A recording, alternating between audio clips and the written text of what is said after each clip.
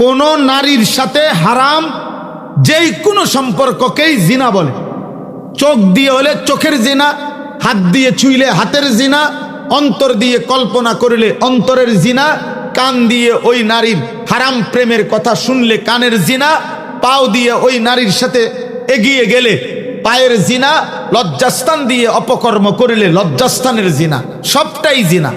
বিবাহ বহির্ভূত নারীর সাথে যেই কোনো আচরণ হারাম আচরণ, এটা জিনা, জিনা, ব্যভিচার, ব্যভিচার।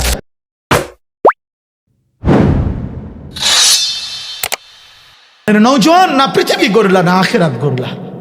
আফসোস বাবা, আফসোস, আফসোস বেটা। আরে আব্বা, যদি মাটি কাটতি অনেক সম্পদ জমা করতে পারতি, মোবাইল না টিপ্পা। এই চুলের ফ্যাশন আর নারীর লোভ, উলঙ্গ ছবি আর অস্থির দৃশ্য, এর পিছনে শেষ না করে মাটি কাটলে, বুট বেচলে, বাদাম বেচলে, মুড়ি ভাজলে, খোদার কসম আর্থিক অনেক উন্নতি হতো। একজন পুরুষ, একজন যুবক, এত নারীর চাহিদা তো তোমার প্রয়োজন নাই বাবা। তুমি এত শত নারী দিয়া কি করবা? এত উলঙ্গ ছবি দিয়ে কি করবা বাবা? এত নর্তকী দিয়ে কি করবা? আল্লাহ নবী সাল্লাল্লাহু আলাইহি ওয়াসাল্লাম বলছেন, মান নাযারা ইলা মাহাসিনি ইমরাআতিন আজনাবিয়্যা সুব্বা ফি আইনাইহিল আনিক ইয়াউমাল কিয়ামাহ। যে ব্যক্তি বেগানা নারী, অনুমতি নাই এমন ভিন নারীর নজর করলো, তাকালো, তাকে দেখলো শাহওয়াত কামনা বাসনা নিয়ে, আল্লাহর কসম নবী বলছে কিয়ামতের দিন তার দুই চোখে জাহান্নামের জ্বলন্ত আগুনের সীসা ঢেলে দেওয়া হবে। আমাদের খতিব আজম মুনাজিরে জামান আল্লামা নুরুল ইসলাম অলিপুরি দামাত বারাকাতুহুমুল আলিয়া, তিনি বলেন যে হে আল্লাহর বান্দা, গুনার মজা হিসাব কইরো, গুনার মজা কতক্ষণ আর গুনার সাজা কতক্ষণ। রাস্তার নারী, মোবাইলের নারী দেখছো কতক্ষণ, মজা নিছো কতক্ষণ, আর আখিরাতে জাহান্নামের সাজা পাইবা কতক্ষণ। ইমাম শাফি রাহমাতুল্লাহ আলাইহি বলছেন, আজ-জিনা কারজুন। একটা যুবক শুনো, একজন শুনো, তুমি বদলাও। ইমাম শাফি রাহমাতুল্লাহ আলাইহি বলছে, নারীর সাথে কোনো হারাম সম্পর্ক জিনা। কোন নারীর সাথে হারাম যেই কোনো সম্পর্ককেই জিনা বলে। চোখ দিয়ে হলে চোখের জিনা, হাত দিয়ে ছুঁইলে হাতের জিনা, অন্তর দিয়ে কল্পনা করলে অন্তরের জিনা, কান দিয়ে ওই নারীর হারাম প্রেমের কথা শুনলে কানের জিনা, পাও দিয়ে ওই নারীর সাথে এগিয়ে গেলে পায়ের জিনা, লজ্জাস্থান দিয়ে অপকর্ম করলে লজ্জাস্থানের জিনা, সবটাই জিনা।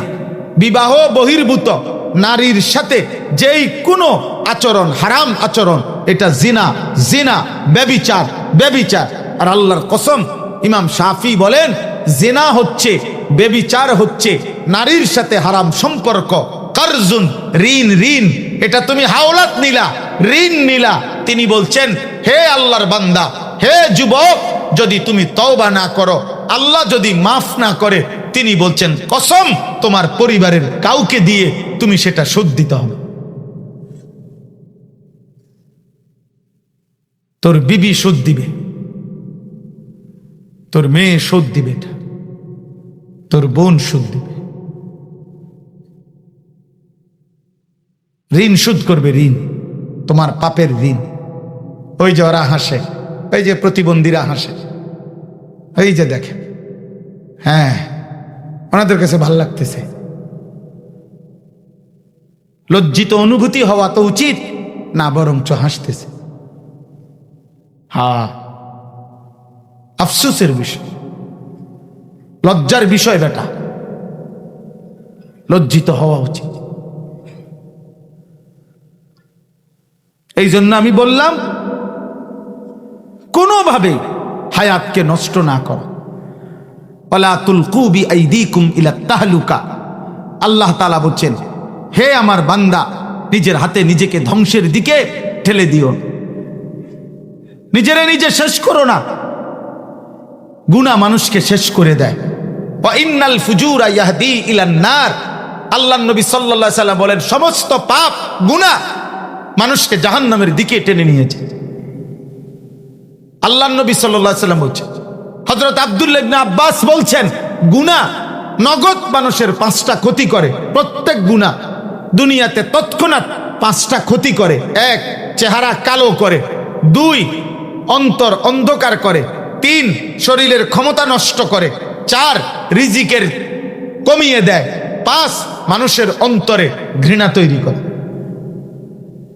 তোমরা এখন চলো, আজকে এখন ইনশাআল্লাহ এই মজমায় আমরা যারা আজকে সারা দিনে 5 ওয়াক্ত নামাজ পড়েছি আমরা এক পাশে দাঁড়াই, আর আজকে সারা দিনে 1 ওয়াক্ত নামাজের পরো নাই, যার কপালে একটা সেজদা নাই, মানুষরূপী হাইওয়ান, মানুষরূপী চতুষ্পদ পশু, তুই এখানে দাঁড়া।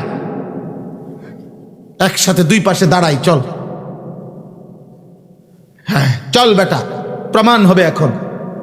প্রয়োজনে অত্যাধুনিক মেশিন আই না, প্রমাণ কর, দেখ যে চেহারার মধ্যে মায়া, ভদ্রতা, সৌন্দর্য কাকে দেখলে মনে হয় নিরপেক্ষ কাউকে নিয়ে আসো, চলো। দেখবা পৃথিবীর যেই কোনো বিবেকবান, আদনা বিবেক আছে যার, সে বেনামাজি সেজদাবিহীন ওই নাফরমানের চেহারার দিকে তাকাইলেই বলবে এটারে দেখলেই মনে হয় অসভ্য, এটারে দেখলেই মনে হয় বেয়াদব, এটারে দেখলেই মনে হয় অকৃতজ্ঞ।